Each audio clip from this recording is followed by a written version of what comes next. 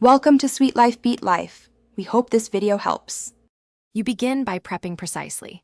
Drain and rinse a 15 oz can of navy or cannellini beans to remove canning liquid, and chop 1 small onion and 1 garlic clove.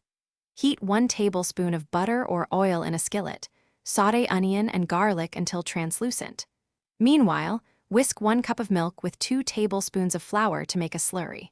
Once the aromatics are soft, add the slurry so the base can thicken. This creates a creamy bind. Now you bring the components together. Lower heat and add the drained beans, mashing about 70 to 80% smooth so there's body and some texture. Stir the mashed beans into the thickened milk and onion base, then simmer gently for 5 to 7 minutes to meld flavors and reduce any raw flour taste. Once it's cohesive, taste and season. Add a teaspoon of mustard or a dash of hot sauce for brightness, and adjust salt and pepper to balance the dish.